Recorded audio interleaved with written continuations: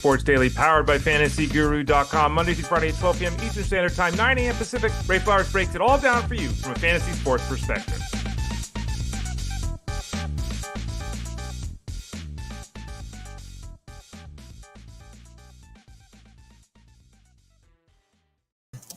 Hey there, everyone. Ray Flowers of FantasyGuru.com. We've got no trees in the mix today.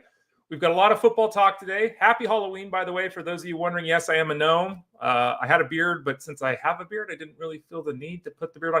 For those of you that missed the show last year, we were on live here a year ago, and I was Ned Flanders. I was actually, the day before, I was Ted Lasso. So I kept the mustache. That's a real mustache. Kept the mustache, painted myself up, and as you can kind of see there below the Fantasy Sports logo right down here at the bottom left, I had a green sweater and a pink shirt, just like the photo. And I even made my face yellow. So for those of you watching live, that's what that is. It's a big Ray Flowers from Halloween last year. Hope you're doing well wherever you're at today. Happy Halloween. We do have a big show for you today, including a deal. So we'll get to that in a second. I'm Ray Flowers of FantasyGuru.com. Hopefully things are going well in your spot in the world. Lots of exciting things today. Stay safe, all that good stuff. FantasyGuru.com is the place to be. Click that subscribe tab in the top right corner. Again, we'll get to a special deal here in a second. I'm Ray Flowers. Follow me on social medias at The Ray Flowers. Might be posting some Halloween photos and things today as well. So check that out at The Ray Flowers on Instagram and on Twitter X. What are we talking about today? Well, here we go. Question about holding players and specifically defenses through the bye week. It's come up multiple times the last couple of days with the Steelers. So I thought I'd address that here today. We'll talk a little bit about that. Seen a lot of trades where people are moving from, they're taking running back 18 and they're trading him into running back 11, or they're taking wide receiver 19 and trading into, wide receiver 12. Let's talk about those incremental improvements. Is it worth doing? We'll talk a little bit about that line of thought. We'll discuss things like Anthony Richardson and what's going on with the Colts. Isaiah Pacheco. Everyone loves Isaiah Pacheco. Wanted to talk about this here because I'm a little confused by the love of Isaiah Pacheco. We'll talk about that. Amari Cooper. Kate Otton and Travis Kelce. I know there was a lot made. A lot of people have been saying Kelce is out and it's Kate Otton time. We'll talk about it. Pollard is hurt. That might mean Spears is up this week. We'll have to wait and see. We get more information there. T. Higgins, DK Metcalf, Josh Jacobs, Derek Carr, and Bryce Young. Updates on those guys. In about 25-30 minutes from now, we'll visit, because it is a Thursday, we'll visit with Tyler Beaker of FantasyGuru.com. He'll join us to talk a lot about, as you can see there on the screen, Thursday Night Football. What's going on between this game with the Texans and the Jets. And we'll also talk to him about wide receivers because we got trades. We got guys that are going down with injury. The Jaguars, the Ravens, the Panthers, the Colts, the Browns, a bunch of situations for us to monitor. We'll talk to Tyler about that here in a little bit. Now, this thing is hot. I haven't wore this thing for a while. I wore this thing a couple years ago. My partner and I, she and I each had these, and I had the big beard, and we had flowers and everything. We went on the local pub crawl. We actually won a gift certificate for best couple's costume. Yeah, I know. But I have forgotten how hot this thing is. I'm going to try to make it through the show. We'll see. It's kind of hot. Okay. The first thing to talk about is this situation with team defense. There are scenarios where you hold on to a second defense, meaning you hold on to a defense through the bye. Those scenarios are about this big. In the overwhelming majority of leagues, in my opinion, you shouldn't have team defense, but that's another issue. The situation with the team defense is you shouldn't plan on drafting somebody and then using them all season. You shouldn't plan necessarily. It might work out that way, but you shouldn't plan on adding someone this week and then using them every week the rest of the season. It's really a matchup-based scenario. There's a lot of luck involved, a lot of uncertainty. We know that. We see it every week in that team defense position. But one defense that's really come up a lot is the Pittsburgh defense, which is really, really good. And a lot of people, because obviously this week they're on bye this week, the Niners and the Steelers are on bye. A lot of people are saying, well, I have to make roster moves, and I'm holding on to the Steelers. So, which of these players do I drop to add a defense, as an example? And my answer has been almost universally, drop the Steelers. And people, why would the Steelers? Remember what we got going on here with defense. Number one, a defense in general, where they score 8 to 10, 12 points in most leagues. Some leagues are different. You have 2 pick sixes, okay. But generally, what's a defense average? 10 points, okay. There's not a lot of there's no predictable 30-point efforts from these guys. Like, you can look at Joe Mixon and say he's getting them 30 times a week. This run defense is bad. they're terrible in short yardage. Maybe he gets a couple scores this week, right? Can't really do that with defense because sometimes the defensive matchup says yes, and the results are opposite. You throw the Steelers out there and they give up 28 points and 390 yards of offense. It happens. So there's that whole issue there. But secondarily and most importantly, if you're dropping a player, let's say Kamani Vidal as an example. You're dropping Kamani Vidal to add that second defense so you can hold on to the Steelers. What if J.K. Dobbins blows his knee out this week? Next game for the Chargers, Kamani Vidal is getting 18 carries. Would you rather have that? Or would you rather have kept your Steelers defense that's going to give you 3 points more a week than the team you pick up off the waiver wire? Secondly, Steelers are on bye this week, as we're discussing. They come back from the bye. They go to Washington. Washington's offense is pretty good. They then face the Ravens. Ravens' offense is spectacular. So those are two not good matchups coming right out of the bye for the Steelers. If you go later in the year, the Steelers go to Philadelphia in Week 15. Ugh. They go to Baltimore in Week 16. Ugh. They go to Kansas City in Week 17. Now, maybe Kansas City is resting players because they don't lose a game all year, but that's not a good matchup either. Those are three potentially terrible matchups for the Steelers in the fantasy playoffs if you're 15, 16, 17, as most leagues are. I'm not holding the Steelers defense. Now, if you have 24 roster spots and you've got, a bench of 10, okay, right? Again, there's that minor grouping there where you could consider holding a player, but the bottom line is it's just not worth it. It's not worth it. It's not at all likely that the Steelers are going to be able in the second half of the season to recapture the strength of the first half of the season because those matchups, as we just discussed, are not good. I would not be holding the Steelers through the bye week. I would be dropping the Steelers so I can hold on to guys like Ray Davis, Kamani Vidal, et cetera, et cetera. Trades to incrementally improve things. That's the next topic I wanted to hit on here on Fantasy Sports Daily, Monday through Friday, 12 o'clock Eastern Standard Time, 9 a.m. Pacific Time. You can watch the show on youtube.com/@ElitePlusNetwork, Facebook.com/FantasyGuruHQ. Both those spots, if you can watch live, you can ask questions that we'll address, leave comments. You can also watch us at Fantasy Guru site on Twitter. You can always catch us later on over at fantasyguru.com. Click that Elite Plus tab at the top of the page. And you can also click on the Fantasy Sports Daily in your podcast network. Just type it in. So lots of ways to watch the show. People are doing what on the surface makes sense, and I'm not against. I said it earlier. You're moving from wide receiver 19 to 11. Good move. Moving from running back, what did I say? 23 to 17. Whatever. I didn't say that. But whatever I said. Those are good and positive things to do. So what's the problem? The big problem I see is that people are paying full price, giving up 2 weekly starters to get back one better player. So let's use the example. Let me write it down so I make sure I got this right. Let's say we have running back 19 and we're getting running back 11. So we're giving up running back 19 and wide receiver 14. Because we're deep at wide receiver, right? We got 3 of the top 10 guys, so we can give up wide receiver 14. We're giving up guy 19 and 14 to get running back 11. I'm not going to again say it's a bad thing to improve, and certainly not a bad thing to improve at the running back position, right?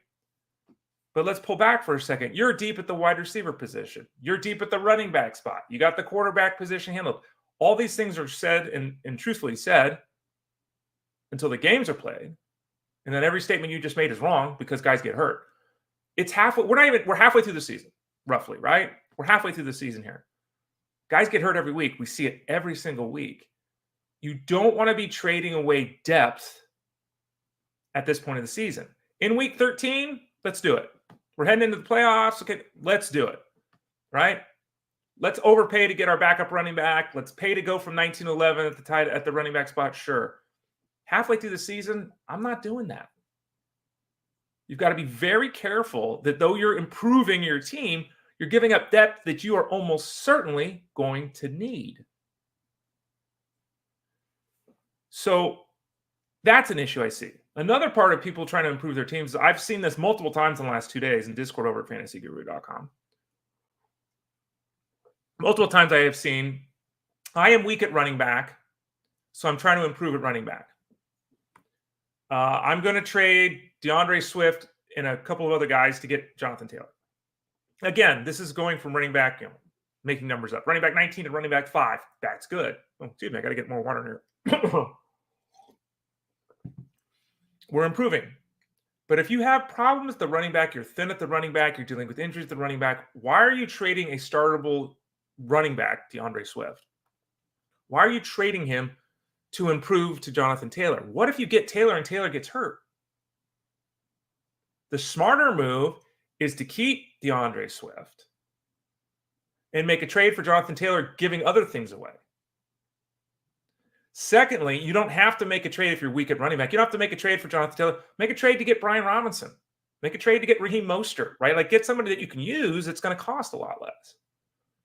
So be very cautious when you're doing these trades that you're not saying to yourself, I'm weak at running back, I'm going to go get Jonathan Taylor, thumbs up to doing it, but I'm going to throw DeAndre Swift in the package to do it. No, keep DeAndre Swift and get the other running back. This is a mistake that a lot of people this week have been mentioning trades like, don't do that. You've got to keep your depth. It's far too early to be giving up depth in the fantasy space. Let's talk a little bit about the situation with the Colts. We've talked about Anthony Richardson all over the place on the show. Talked about it on Elite Sports, Monday through Friday on SiriusXM Fantasy Sports Radio from 3 to 6 Eastern. Jeff Mann says the Elite Sports Show. I'm on with him every Wednesday when I'm not here. We've talked about it on that show. Jeff has talked about it on that show. You and I have had that discussion here. And, again, a lot of people, especially in Dynasty and Keeper Leagues, are trying to make moves to add Anthony Richardson, right? Anthony Richardson is benched. Okay. And what Steichen has basically said is that the head coach of the Colts is that our quarterback is Joe Flacco. Like, this is not a 1 week thing. Richardson's been benched. If Flacco doesn't get hurt, I don't know if we see Richardson again this year. And Richardson is, we said this a lot, he is a ball of talent, but he is a bad quarterback. He is not ready to lead an offense in the NFL. He never has been. And it was personified in the he tapped out because he was tired thing that everyone really hung their hat on. But the fact is, he can't complete passes. He can't complete passes. And yeah, he's 6'5", 250, so when he runs into someone, he can drag him a few yards. But even the running part of his game, and to me, I've seen him play, you watch the games and everything, and he, jumps up and fired up and everything because he had a 4-yard run where he dragged a guy for 2 yards. It's a 4-yard run, dude. You're down by 14 points in the fourth quarter. It's a 4. I get it, but you didn't do anything. The fact is, he's inept right now as a passer. And he has, again, we talked about on the show, he was started too early in his NFL career. He should have worked on the sidelines, be more of a developmental guy. But at this point in time, hate to do it, folks, starting to look a lot like a guy that the Niners traded up to draft. You remember that quarterback? The Niners traded up to draft on draft day. They had to get him. He was going to revolutionize football. Trey Lance. Looking a lot like Trey Lance right now with Anthony Richardson. So let's talk about Joe Flacco. Obviously, the offense is better with Joe Flacco. It improves everything for Joe Flacco's offense with the Colts. Jonathan Taylor he's always a top 10 running back. I think he's a top 5 back now. With Flacco, it's better than with Richardson because the offense will be able to actually move the football. Downs, we've seen a connection with Flacco. That should continue. Downs now goes from a guy that, I'm starting Josh Downs to a guy, yeah, hell yeah, we're starting Josh Downs. He's a wide receiver 2 at this point. Michael Pittman's got a chance to be a wide receiver 2 as well. Jeff Manns, I think, said that he redid his rankings for the rest of the season, and he had Pittman at 19. So both Downs and Pittman are back in play from to, yeah. Now, again, both guys are dealing with injury. They missed practice yesterday, all that kind of stuff, so we'll have to watch where they're at physically. But the fact of the matter is that both Downs and Pittman are back in as top 36 wide receivers every week. That's what Joe Flacco is going to do for this offense. Isaiah Pacheco, let's talk a little bit about him. About 15 minutes till we visit with Tyler Beaker. My head is still hot, by the way, but I'm doing okay. Isaiah Pacheco, and I've said this a lot, but constantly getting questions from people about Isaiah Pacheco. Let's have a real talk here, you and I, here on the Fantasy Sports Daily Show. I don't know when Pacheco is going to be back on the football field, and you don't. I don't think the Chiefs do. Okay? We don't know how he's going to perform when he's back. None of us, none of the 3 of us, have any idea how he's going to perform when he's back out on the field. Third, none of the 3 of us know if we're getting the guy we had before and what exactly the split is going to be with Kareem Hunt. Because Kareem Hunt's not going to go, I don't think, go back to 2 touches a week, right? So Pacheco comes back, and Pacheco the first time out, he gets 11 touches. Kareem gets 14. Next time out, maybe Pacheco gets 14. Hunt gets 11. Maybe the next game after that, it's 18 touches for Pacheco, right? Okay, that seems very reasonable. Are you starting Pacheco week 1? I certainly would not. Are you starting in week 2? Maybe.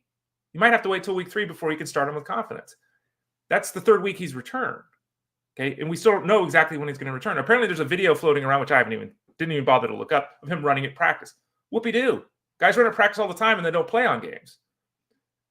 Pacheco had a significant leg injury. Now, these athletes are superhuman in the NFL. So, you or I break our leg, we're out laying on the couch for 6 months, hoping that, all the Cheeto eating is not going to cause us to get super fat. Pacheco is going to be out there and playing football again this year. Most likely. There is still a chance that he does not play football this year. That's still a possibility. We see guys go through this window all the time. Naheem Hines wasn't activated. Jonathan Brooks, we're kind of floating. It seems like Brooks is going to go, but last week his head coach even said, we're not positive that he's going to play this year. Okay? So I think Pacheco returns this year. I'm not saying that Pacheco isn't a better running back than Kareem Hunt. I fully believe he is at this point of their respective careers. But I have no idea where Pacheco is physically. When you ask a question of, I'm going to make this trade for Pacheco, what do you think? Or I've got Pacheco and I'm going to trade him out, what do you think? When you ask that question, it's the right question, but the fact is I can't answer it because I don't have the information. I mean, I can tell you if I saw a news report or what they're saying. I don't have an insight. I'm not, on speed dial with Andy Reid. I don't know. Remember, CEH was supposed to be a thing in this backfield. CEH hasn't played.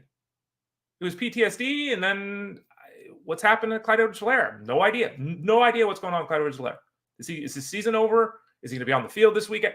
No idea. So again, this is another cautionary tale. People are just assuming because they we've got a 6 to 8 week time frame with Pacheco that Pacheco is going to be back out there. I give this example all the time. Remember, we saw this with Puka Nacua. Now it's going to be 3 or 4 weeks. It ended up being 7 or 8. What was it, right? Like this happens all the time. Christian McCaffrey was going to miss 4 weeks. Then it was 6 weeks. Now it's 10 weeks. Be very cautious in making moves to add injured players. Just because a report says 6 to 8 weeks for Pacheco and you saw a video of him jogging around on the field, that does not mean he's back with 20 touches in the backfield for the Chiefs next week. Be very cautious with that. Amari Cooper, start Amari Cooper. He had two targets last week, I think, right? Start Amari Cooper. Don't question it. Start Amari Cooper. This is just a PSA because a lot of people are apparently kind of nervous with Amari Cooper. We've kind of run the gamut. Now it was Shakir when the season started. Then Shakir got hurt. Then it was Coleman. Then it was Cooper. Now it's back to Shakir. It's kind of Coleman. Amari Cooper is still the favorite in the clubhouse to lead this team in receiving the rest of the way, ahead of Shakir and ahead of Coleman. It's great to see Coleman start to emerge a little bit. Shakir and Cooper, because a lot of people have asked this, they're completely different roles in the offense and run completely different routes. Okay, they should aid each other because Shakir is more east-west underneath. Cooper's more north-south, right? So they should aid each other. Cooper stretches it out. Shakir works underneath. Shakir works underneath. Cooper can go over the top. Okay, right? So there's still room for both these guys. I know people are starting to get excited about Keon Coleman, but, 6-7 targets is probably his max in this offense because they are not throwing the ball 45 times a week in Buffalo, right? So Amari Cooper, don't forget about Amari Cooper. Start him this week. Start Amari Cooper against the Dolphins. This one has come up because, by the way, I don't think, oh my gosh, I didn't even show it, did I? I didn't show our holiday special. Before I get to the Otton and Kelce tease here, radio tease, before I get to those two guys, we have a deal over at fantasyguru.com. I totally spaced it. I got so excited about Halloween. It's on the screen right about now. Boo! For those who are watching, it's Scream, the ghost face on there.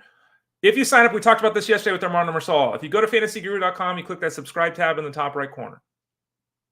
And you use the promo code BOO, B-O-O, BOO. You get $100 off if you sign up for NFL DFS, NFL betting, or the all-in plan. That's significant. $100 off if you sign up for NFL DFS, NFL betting, or the all-in NFL package. Use the promo code BOO.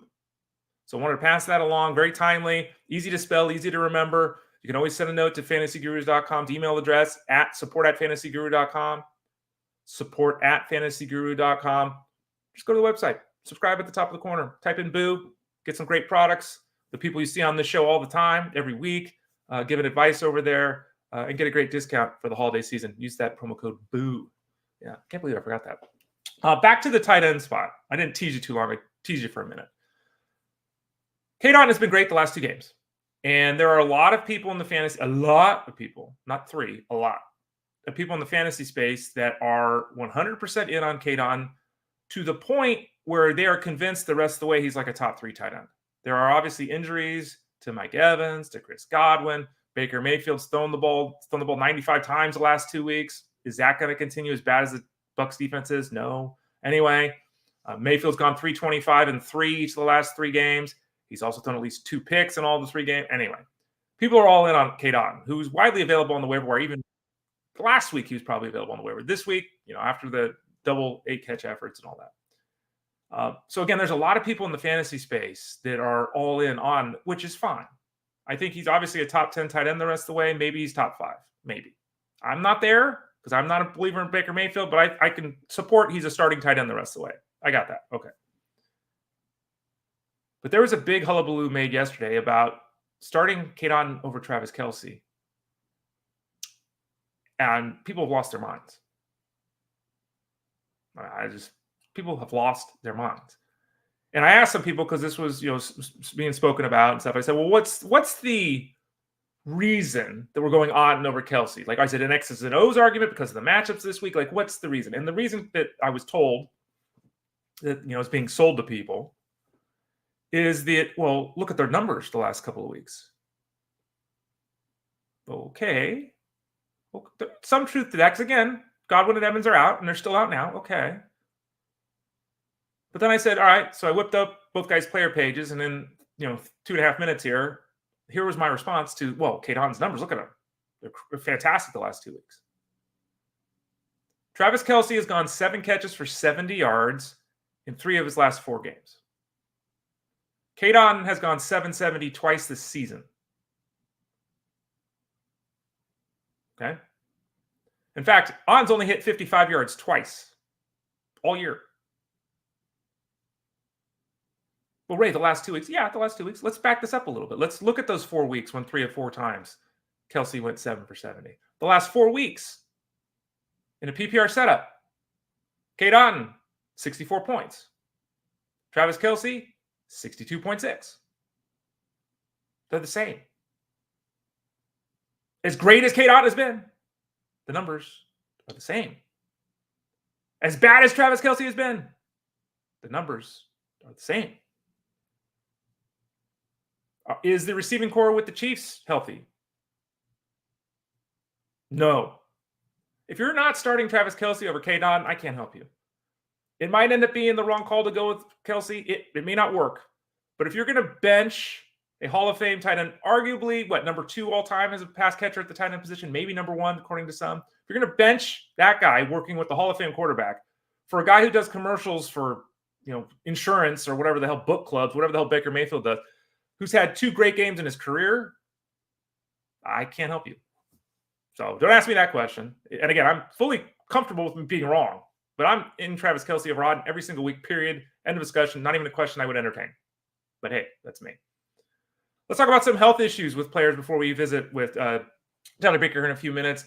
Tony Pollard's got a foot issue. He didn't practice yesterday, and it's early. It's Thursday morning, 9:30 Pacific time here on Halloween, October 31st. We don't know if Pollard's going to play this week. We didn't hear a lot of concern the last couple of days, but all of a sudden he's not practicing. Tajay Spears has been out with the hamstring issue. It seems like he'll be able to play this week, but they've got 2 beat-up running backs right now. I mean, there's a path to Julius Chestnut getting 12, 15 touches this week. Let's hope that we hear some good news with Pollard today. That's the expectation, that we'll get a much clearer report today on the foot issue with Pollard. But that's something to keep in mind because Pollard, who's been getting 18, 20 touches every week, has, and we saw it just last year, he wore down a lot when he had a lot of work. And we're halfway through this year, and Pollard's never been an 18-touch-a-week guy, right? For a variety of reasons, the Titans have had to just give him the ball a ton. And there's an open-ended question of whether he can hold up. And this is another example of Tony Pollard's an every-week starter right now, right? Not saying he can't be an every-week starter at the running back spot the rest of the way. Totally can happen. But he's got a foot issue. There's wear-down factor. Keep your running back depth. Moral of the story, keep your running back depth if you can. T. Higgins got the quad issue. He didn't play last week. He was called day-to-day by his head coach on Monday. Didn't practice yesterday. Obviously, it's way too early in the week to say T. Higgins is out. He might play and be totally fine, play 75% of the snaps this week. He might be limited this week. T. Higgins has been active and not really utilized. We have seen games in the past where he's been injured through the week, been active on Sunday, and then played 20 snaps or gotten 2 targets. So there's a little bit of that. I think the big takeaway here is you have to watch his involvement, because obviously his involvement with the offense improves everything for everybody. Joe Burrow also helps substantially with Mike Gesicki. If Higgins is out, Mike Gesicki is a streaming option at the tight end spot. If Higgins plays, Mike Gesicki is not a streaming option. So his involvement, Higgins, will greatly impact whether or not that waiver wire edition of Mr. 70 yards and 7 catches or whatever the hell he had last week, Mike Gesicki is even a viable option for you this week. DK Metcalf, as we talk about more wide receivers, got the knee issue, didn't play last week. We saw how things kind of ground to a halt with that Seahawks offense. Size matters. And, JSN and Blockett are smaller than me. And then you got DK Metcalf. They need DK Metcalf. They need his power. They need his speed. They need what he brings over the top to defenses. They need that Geno Smith can be back there running around and just chuck a ball up to DK Metcalf so he can high point it. Those other guys can't do that. They need him desperately in the offense. And it sounds like there's a legitimate chance that DK Metcalf plays this week. We don't know that for certain. Okay? We don't know that for certain. But that is the hope at this point of the week. So watch those reports very closely, because it's got a significant impact whether he plays or not on the entire offense with the Seattle Seahawks. Josh Jacobs didn't practice because of an ankle issue. He told the press he'll be fine. I assume it's just a day of rest for a guy who's had a lot of work and all of that. Jordan Love. So again, I'm not concerned at this point in time with Jacobs. Jordan Love, the Packers are on a bye next week. Do they think they can win the game with Malik Willis? Jordan Love wants to play. It's kind of trending toward game time decision. Looks like he'll probably, if I had to guess now, work out before the game and decide, just like they did with him earlier this year. So that's obviously a situation to keep an eye on, because at this point we just don't know. Derek Carr's got the oblique issue. He returned to practice yesterday, desperately needed for the Saints.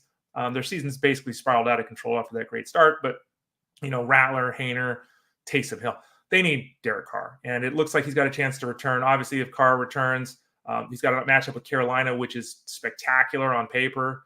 Carr goes right back into being an option to be your second quarterback, super flex option if he is healthy. The outlooks of guys like Olave go through the roof. So keep that in mind. We'll continue to watch closely with what the reports suggest the next couple of days. On the other side in Carolina, Bryce Young is going to start this week. But interestingly, Andy Dalton, who hurt his thumb in the car accident and didn't start last week and isn't starting this week. Interestingly, Dave Canales didn't say Bryce Young is our starter the rest of the season. And there's kind of that back and forth of, is it going to stay? Are they going to stay with Bryce Young? Are they going to go back to Dalton? My assumption at this point is they've made the move to Bryce Young. It was out of necessity because Dalton hurt his thumb, but I think they just let him play it out here. I'd be surprised if they went back to Andy Dalton. Maybe I'm reading this wrong. Obviously, they've got a varied situation of receivers now.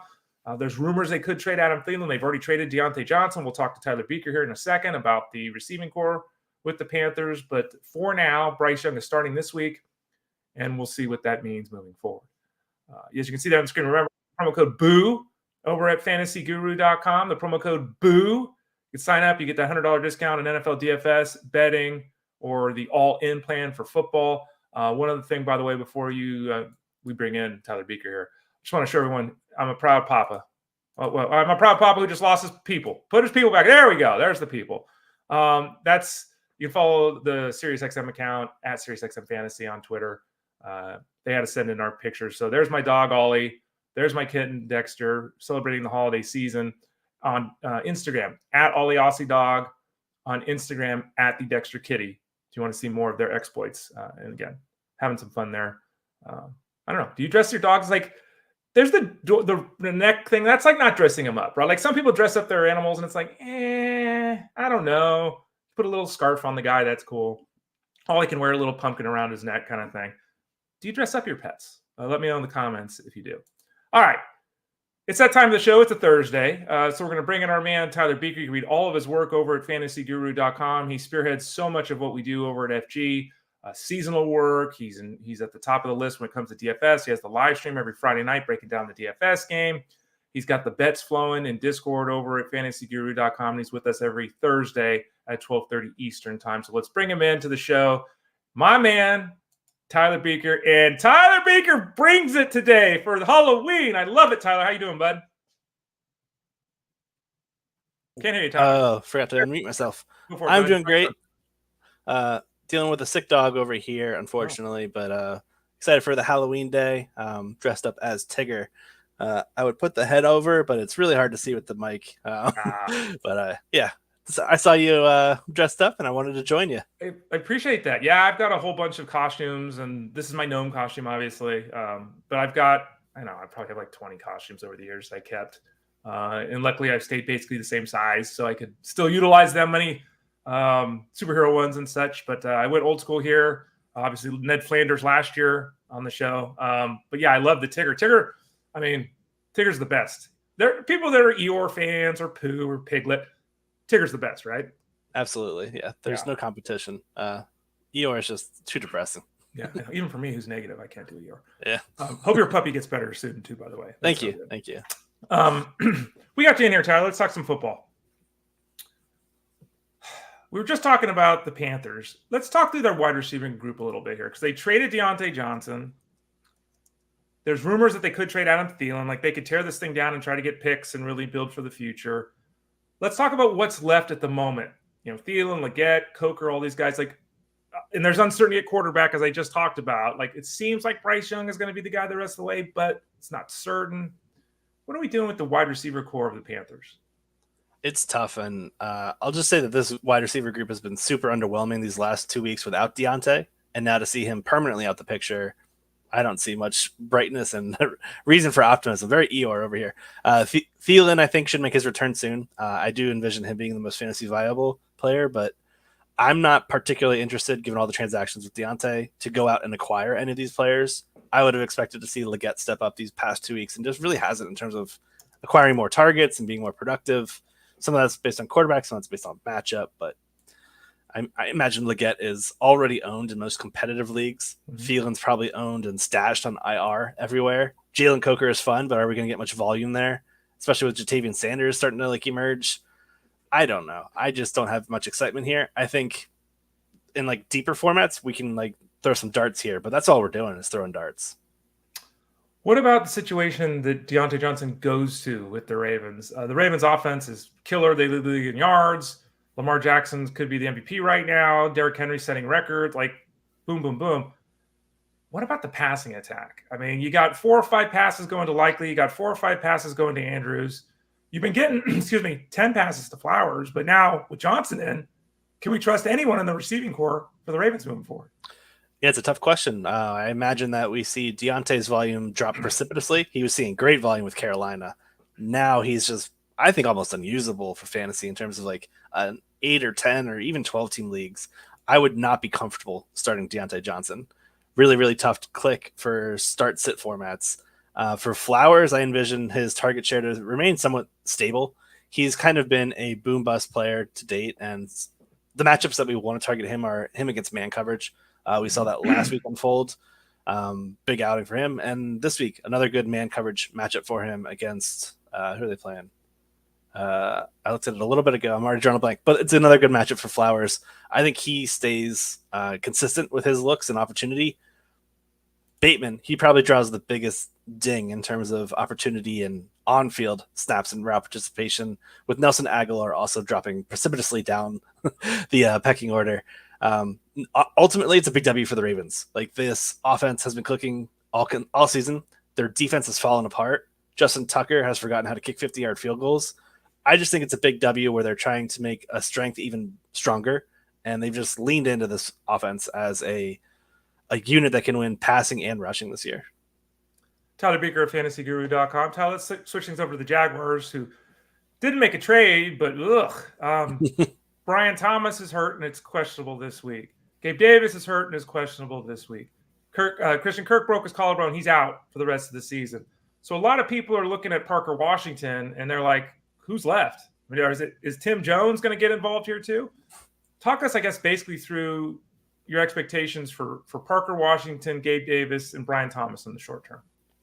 Brian Thomas Jr.'s chest injury sounded like it was going to be very short term.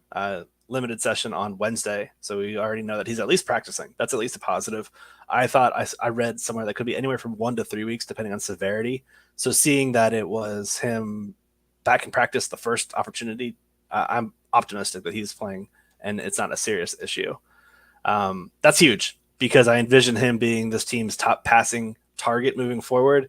Him and Evan Ingram. I think we saw last year when Kirk was sidelined that it was Evan Ingram that really stepped up, weeks 13 through 18, 19.3 fantasy points per game for Evan Ingram. Insane usage. I think chasing Parker Washington's probably a fool's errand for most leagues.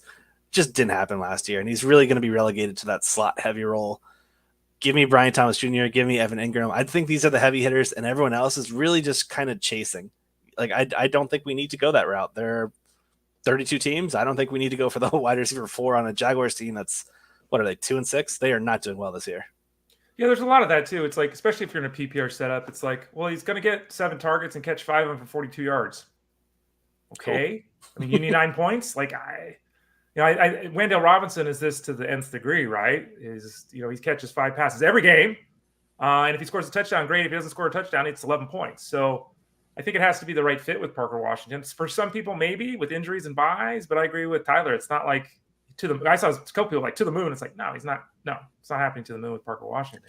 They're just hopeful dynasty owners. Yeah, that's it. Yeah, that's possibly it, Tyler. Tyler Baker, fantasyguru.com. Joins us every Thursday at about 12:30 Eastern Standard Time. Let's talk a little bit about the Browns before we dive into Thursday Night Football. We talked about Cedric Tillman on the show a lot. He's had 2 big games in a row. He had the big 2 touchdowns last week, the game winner, all that kind of stuff. Judy was involved, but Elijah Moore, and you never know when there's a change of quarterback who's going to kind of draw the attention. You look at Jerry Jeudy, he's got the experience. You look at Jerry Jeudy, he's got the contract. Is it Jeudy or Moore the rest of the way that you prefer? We all love Tillman and his potential there to stretch the field and all that. But if you're going one of these other 2 guys with the Browns, are you leaning Jeudy or Moore? I'm going to go with Elijah Moore, who we often see this between like backups when they get a chance to play and see more of the field. They tend to target the players that they've been practicing with consistently. And for better or worse, Elijah Moore hasn't always been with the first team unit. So I envision that we see Winston having some rapport with this guy. He's seen a boatload of targets these last 2 outings, and I want to chase the target volume. I don't think there's anything wrong with that. We're chasing opportunity, and fantasy football is an opportunity-driven game. Elijah Moore is seeing a good amount of it, far more than Jerry Jeudy.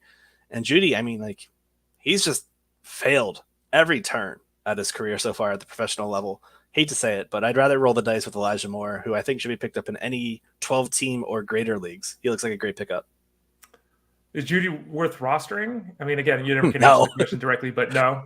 I think he's a trap play where you'll find a good matchup on paper, and it'll end up being a 5-target, 3-catch, 35 outing. Maybe he hits the end zone. I don't know, but I think he's a player where he's more of a roster clogger than anything. I think that's the bucket I would put him in, where I would never feel comfortable starting him. I don't want my opponents to have him because of in name value, but at the same time, when I see my opponent starting Jerry Jeudy against me, sign me up. Yeah, he's a roster clogger who's making $18 million a year. Yeah. Wish we had that job, Tyler. Yeah. Good for him. I'd let you clog up my timeline all day for $18 million. Tyler Baker, fantasyguru.com. The Texans and the Jets play. Let's kind of go through this positionally today, a little bit different. I guess it's a 2-sided question with CJ Stroud. Like, where is CJ Stroud right now? And then we can't not talk about the receiving core because obviously Collins is out, Diggs is out. We got to see these guys step up and everything. So let's first off start with CJ Stroud, who's had some down statistical efforts, now got a beat up receiving core. Is he still in that quarterback 1 zone for you? Is it more of a matchup play with CJ Stroud? What are your thoughts on him in general and then specifically with tonight? Well, to start with Stroud, I think we should actually start with the run game and mention that this Texans team has shifted more to the run when Joe Mixon has been healthy.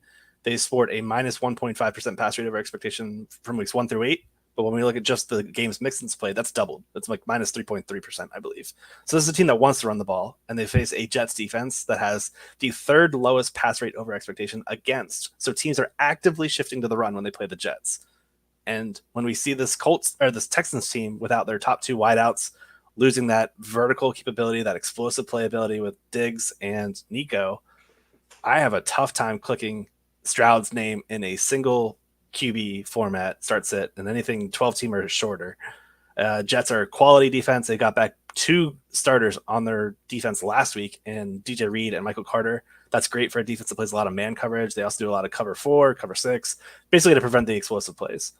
So it's going to be a matchup where Stroud has to dink and dunk. And maybe he gets there in volume. Maybe we see a 28 completion outing, which I would not bet the over on that. But I envision it's going to be probably a lackluster fantasy outing. This Jets defense is also 6th in pressure rate. The Texans O-line got beat up last week. They were constantly facing a lot of pressure in week 8. Stroud, QB 21 in fantasy points per game right now. The Jets have given up the 6th fewest fantasy points per game, and Stroud's only cleared 20 plus once all year. So to me, no, I don't think he's a player you need to start in single QB formats. I'm looking elsewhere on a Thursday on a short week with him entering without his full set of weapons. By the way, everyone smashes Patrick Mahomes. Anyone ever say anything negative about CJ Stroud? It's really weird. CJ Stroud, everyone said he was the MVP last year, right? And struggles this year and everything's fine. Oh, it's not his fault.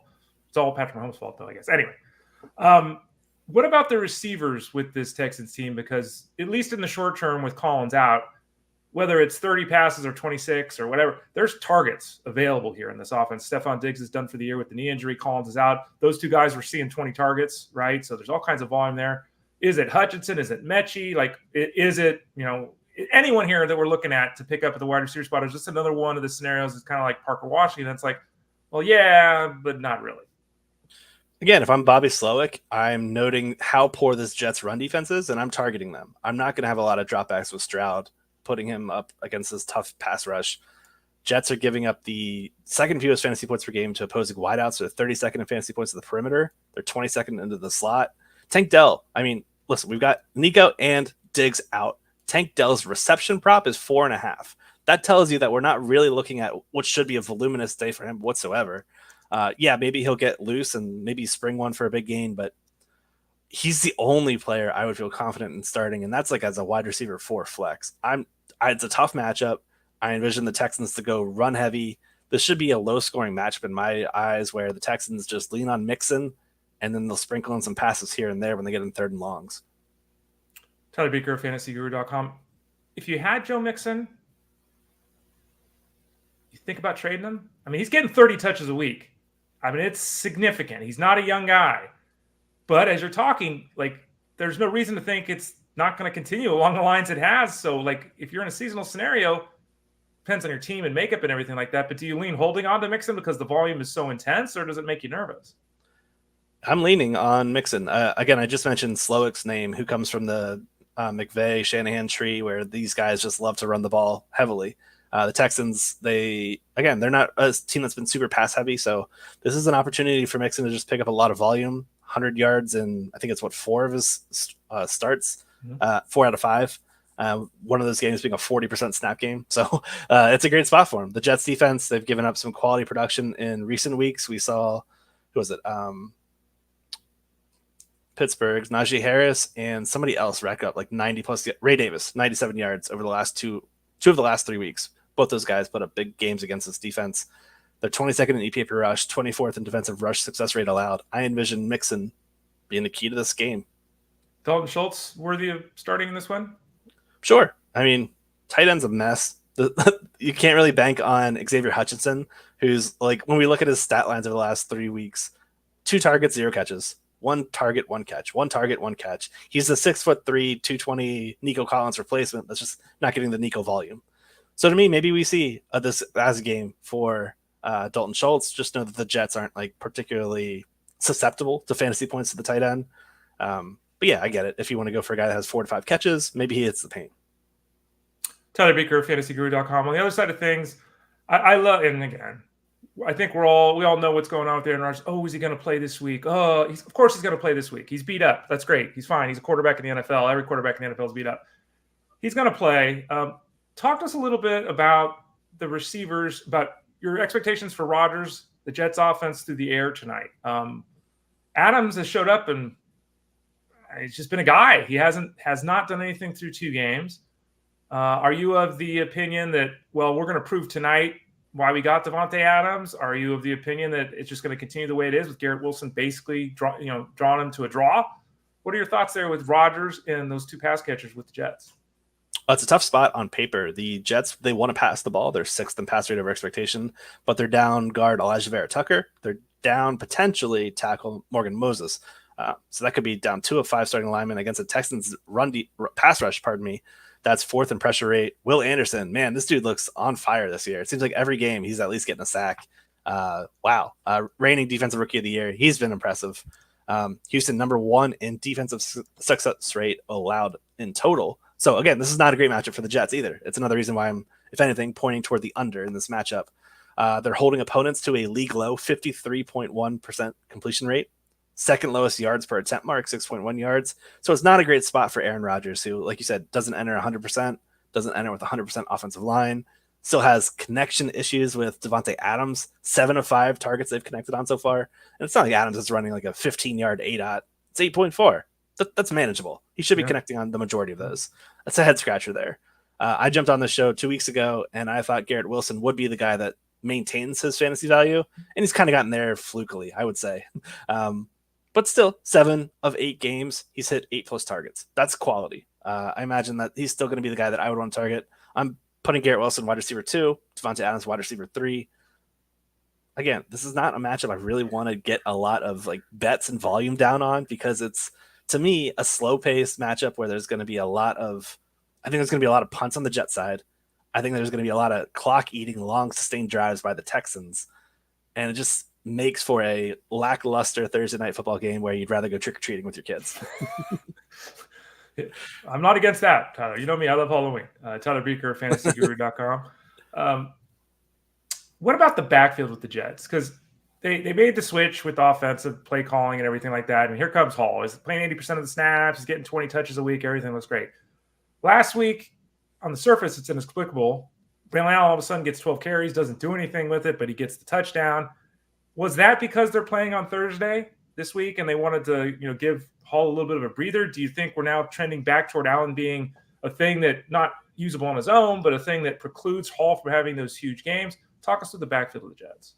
That's a massive question. I think it's a legitimate one too, given the disparity we've seen from the first 2 weeks of Todd down and calling plays to what we saw last week with Braylon Allen finally getting involved with those 12 carries, as you mentioned.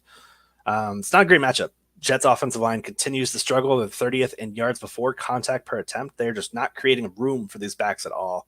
The Houston front seven, they're not really that great in terms of preventing yards before contact. So it's not really like a dire mismatch as it is in the pass game. The run game for the Jets is actually grades out a little bit better. But we don't know if this was a one-time thing for the Thursday night football game or if it was a one-time thing because of the way the Jets-Patriots game played out. That's really tough for us as fantasy owners. I think you're still forced to play Byrce. He's still a guy that's going to get a lot of targets out of the backfield. He has that explosive playability. It's not a great matchup on the ground beyond the trenches. The Texans are 5th in lowest rush success rate. They're holding RBs, the 11th fewest rush yards, the 8th fewest receptions.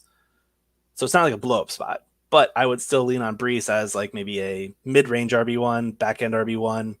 And then Braylon Allen, I feel like it's probably chasing to go this route again. So I would probably avoid it if you could. Yeah, especially like you said, there's only 2 teams on bye. It's a Thursday. He doesn't get in the end zone. What are you really getting? 7-8 points, maybe. Yeah. I think that's the wise thing to do. Let's see how it plays out tonight. It'll be very people will be on pins and needles if they're Hall owners, right? Because they want to see that 22 touches a week and not Braylon Allen at the goal line. That's Tyler Buecher, fantasyguru.com. You always join us when we talk Thursday night football on Thursdays here on the show, Tyler. And you always got a bet. How are we doing with the bets? And what do we got going tonight? Pretty good last week. Ended Monday Night Football with a 3-0. So hoping to keep that streak going. Nice. We gave out a bet on this show last week. It was Cooper Kupp over. And then we later learned late in the process that we were going to get Puka Nacua, who just totally stampeded that over prop. So we're on a mission to rebound this week. That's what we're doing. I'm going to give you a defensive player. I haven't done that in a minute. We're going to go Jamian Sherwood. He is the Jets linebacker that's replacing CJ Mosley, who has been ruled out. We've seen, excluding week 1, where Mosley played a healthy amount of snaps, Sherwood has cleared 8.5 tackles and assists. That's his prop line this night for tonight. He's cleared that line in 5 of 7 matchups, including each of his last 4, 12 tackles, 13, 9, and 11. This guy is the glue back there. And again, I envision a lot of Joe Mixon, a good amount of Dalton Schultz, a good amount of Tank Dell, where those routes are in where these guys win on the field is going to be where a linebacker like Sherwood should be able to pile up the tackles. The Texans are number 1 in plays per game, and that's going to create a lot of tackle opportunities. So I like the over here on Sherwood, who's a guy that's just been consistently picking up tackles whenever given the opportunity. Tyler Beaker, fantasyguru.com. Tyler helps lead the betting crew over at fantasyguru.com. Remember, you can sign up right now. Use that promo code BOO. There it is, BOO, B-O-O. You get a discount. I know, my great tech work there, Tyler. You appreciate that? Love it. Yeah, use that promo code BOO. You can sign up for the betting package. You can sign up for the DFS package. You can get them both over at fantasyguru.com. That BOO promo code gets you $100 off. Tyler always has bets. He's always, placing things. And just like he did here where he explains why, he does the same thing, and gives you a paragraph explanation. So it's not just here, bet this because I'm smart. He explains it to you. As pretty much the entire crew does at fantasyguru.com. We don't do the trust us. We do this is why. So check that out. Use that promo code BOO over at fantasyguru.com. Let's go to the comments here in the chat room before we let you run there, Tyler, here on Halloween. Doug M, happy Halloween. Lee M, happy Halloween. Same to both of you as well. Fred also wishes us a happy Halloween. And then he says, can I start Justin Herbert with confidence going forward? Or should I be looking at another quarterback like Geno Smith, Jameis Winston, or maybe even Aaron Rodgers? Last couple of games, Herbert and the Chargers have passed the ball more. You see it with Herbert. He's just phenomenal. But he is limited based upon his receiving core and obviously the style of offense they run. Trending upward is Herbert, but is he a starter with these other names? Yeah, I like the spot for Herbert. He's hit 34, 39, and 32 pass attempts since coming out of the Week 5 bye, where we noted that the coaching staff wanted to finally get him healthy, which he did during that bye week. He had that ankle injury, which was super prohibitive in terms of him passing. Weeks 1 through 4, it was just 22.8 pass attempts per game. Just adding another dozen on top of that. So that's elevating his ceiling, and we're seeing like him getting by with random jabronis at wide receiver and tight end. These are random guys, like practice squad level players, and he's doing it great. I think he's in that same bucket as Winston, Geno, where we're really wanting to play based off matchups. And I don't think there's anything wrong with streaming quarterback based off matchups. It's been a tried and true method that you can do. Herbert's matchup this week, they draw the Browns, who are super man heavy. I like the spot once again for Ladd McConkey, who Herbert connected with a few times last week for 100 yards and 2 scores. I think McConkey gets going again, so I'm into Herbert this week. I think he's a good play. Let's see here. Henry V says happy Halloween. Yes, thank you, Henry. Appreciate that. Chris D says happy Halloween. And Dodgers are world champions. Are you into baseball much? I don't know if we ever talked about it, Tyler. Do you follow the baseball game at all? I used to. I placed one bet for our betting crew, and I went 1-0. So I'm betting 1,000. I decided to retire after that. Good choice. Yeah, going out on top. But no, not really this year. Patio Joe, by the way, let's go Dodgers. Yeah, you guys won. Good job, Patio Joe. I can't. I said to my lady last night, who's from LA, I can't cheer for the Dodgers. I'm a Giants guy, born and bred. I can't cheer for the Dodgers. I'll be happy for you.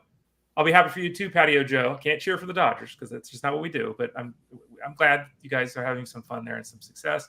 Let's see here. Perico, got a little NHL cup there on the logo there. Look at that. We're bringing all the sports in the Fantasy Sports Daily here. I got offered Lamar Jackson, my choice of Derrick Henry or Kyron Williams.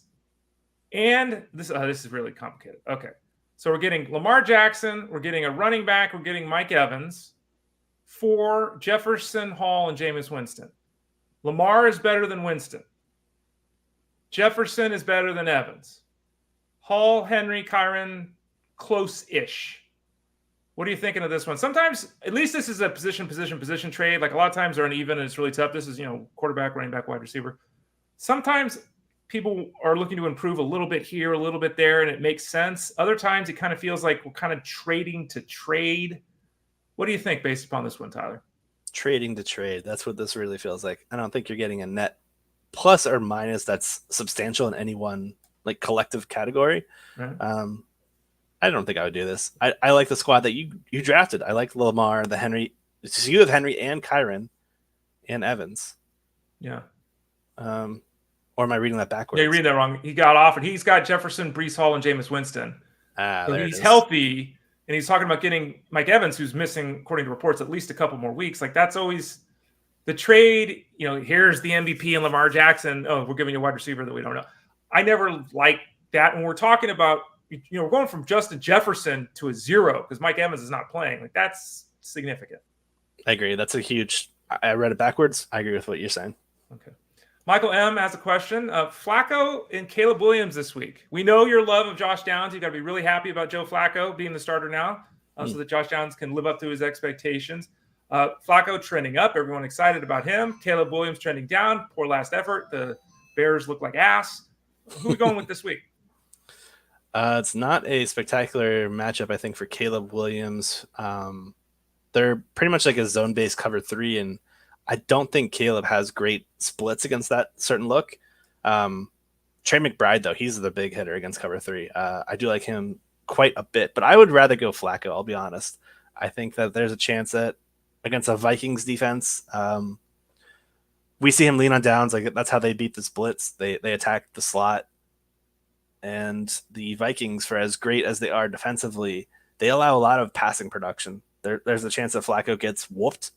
Like he could be on his butt a couple times Sunday Night Football, but I also think he could clear 35, 40 pass attempts. That's not outrageous. Pardon me. I think where in that lens, I would go Flacco. I'm really soured on Caleb after this last week's matchup.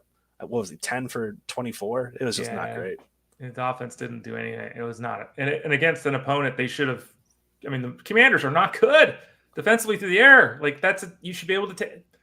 Keenan Allen can't get the 50 yards. Like it's. Eric S says happy Halloween. You too, Eric. Angelo says use the promo code I'd sell my soul for a championship. That is not actually a promo code that works, Angelo. That is not. No, we don't do that. Happy Halloween to you, Tony, as well. David P says happy Halloween. Could you rank these 4 guys in a PPR to pick up? David loves these questions because he's in a shallow league. Mr. Myers, Mr. Ridley, Mr. Tillman, Mr. Downs. Every league I'm in, these guys are owned. It's not a question, but obviously this is a shallow league. We have four guys here that should be owned. I think even in 10-team leagues, all these guys have to be owned. I think you're starting these guys in 4-team leagues or 10-team leagues. So there's not a wrong answer here. Maybe there's obviously answers you prefer, but Myers, Ridley, Tillman, Downs. Go, Tyler. It's a tough one. I think all these guys will be flexes that you rotate based off matchup. Ridley's really tough for me. I think I'm just getting him wrong week in, week out. So he will not be first for me. I'll go Tillman, Downs, Ridley, Myers. And that's partly based on quarterback situation and target expectation. Myers, kind of for you, the 5-catch, 60-yard, that's kind of it guy. Yeah, is that way? I really view Brock Bowers as that guy. Like he, to me, is just target number 1. Paul M says, Ray, tremendous Simpsons characters. Thank you. I'm not a Simpsons fan. We kind of come up with this for those people that missed it. I was Ted Lasso last year. That's a real mustache. I was Ted Lasso. And so we pivoted the next day to Flanders for the show. Are you a Simpsons guy, Tyler? I probably have seen like 5 episodes in my life. I'm actually not. Here and there, I'd catch it, but no, not a ton. I did see more Family Guy than Simpsons growing up. Okay. Sean H. asked a question about C.J. Stroud we talked about earlier. C.J. Stroud or Kirk Cousins? Based upon your description earlier, sounds like you probably lean Cousins this week. Even though Cousins, let's be honest about this, like 97% of his production is in 2 games against the Bucs. It's like 8 touchdown passes against the Bucs. It's been really heavily against the Bucs. But is he a better option this week than Stroud? Yeah, I think I would go that route. You're not wrong where he's just beat up on the Buccaneers, but he plays the Cowboys this week. I envision there's going to be plenty of points there. The over-under, I think, is 52. So give me him in a shootout over low-scoring Jets-Texans Thursday Night Football game. Just in case, trying to help his daughter out here. First year playing fantasy football, and she drafted a Dunze. She's ready to get rid of him. We just talked about the fact that the offense there got a solid group of receivers: Deebo Samuel, Devontae Adams, Shakir, Juju, Tillman.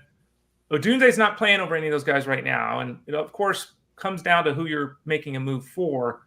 But it doesn't sound like you're somebody that's expecting the second half for Odunze to match the hype that there was on draft day with him, Tyler. Yeah, I think we might need an injury to occur here for him to see more volume where he merits jumping into lineups. I'm holding him in my own home league as well. I'm super bullish on him, but I'm at the point where if I need a make a roster move, he's probably the next one to be churned and burned. It's just unfortunately that he's just not seeing enough volume consistently. Finally, Sean H says, great. Now I have to start Dell and Adams this week. Again, give us kind of where I think you said earlier, Adams is a 3 this week, if I'm not speaking out of turn. I think both these guys are still like top 30 receivers. There's no problem at all starting these guys, is there? No, I think it's fine. I'm just not envisioning like a shootout where I'd rather target these guys in that game situation, but the game environment here is just not conducive to a lot of scoring in my eyes. Maybe I'm wrong there. There's been a lot of money bet on the over. I actually take the under in this game. So maybe I'm misreading it, but again, I said earlier on the show, Adams wide receiver 3, Dell wide receiver 4. I think they're fine plays in most leagues, though. Yeah, it's not like you want to go out and start, Jordan Addison or Jalen Tolbert right now. You can be, which I get, but what's the option, right? So I think you're okay there, Sean. Don't be too blue or gum here on Halloween day. Tyler Beaker, fantasyguru.com, joins us every Thursday, helps us out, answers your questions like we just did, provides information on Thursday Night Football, takes a look at some big ticket item questions as well, and obviously does a ton of work over at fantasyguru.com. What do you got coming down here the next couple of days for the folks? If you're not signed up yet, subscribe, top right corner of the site to get Tyler and everyone else's work. What do you got, Tyler? Yeah, this Thursday today, I'll be coming out with my DFS wide receiver coach, which is basically an article listing every wideout that I think is viable on DraftKings and FanDuel for contests such as cash games, single entry tournaments, 3 max entry, and maybe some GPP large field stuff. I'll always note what I expect for them, but that'll be out this afternoon. Friday, I've got the DFS Core 4 live stream. Going to have that show at 7 p.m. Eastern. We do that every week on Fridays. And then Saturday, I've got my game script article that will be out, basically previewing every single matchup, looking at pace, volume, play calling, and what kind of players tend to stand out from a matchup perspective. So that's a big article. Should be out on Saturday around 4-ish. And again, fantasyguru.com, subscribe at the top right. Use that promo code BOO that you see there on the screen to sign up, get that big discount on the DFS football package or the betting football package, or if you combo them up with the all-in package. Tyler, thanks for your time today. Hope your dog gets better. Love the costume. Love the knowledge that you shared with us. I really appreciate it, and we'll talk to you again next week. All right, sounds good. Good luck, everyone. He's Tyler Beaker. I'm Ray Flowers. Have a happy Halloween. Stay safe. Take care of the kids, all that good stuff, and watch for razors and candy. No, that's not a real thing. Don't worry about that. He's Tyler Beaker. I'm Ray Flowers. This has been Fantasy Sports Daily, powered by fantasyguru.com. We'll be back tomorrow on Friday, 12 o'clock Eastern time with Russell Clay. Have a good Halloween, everybody.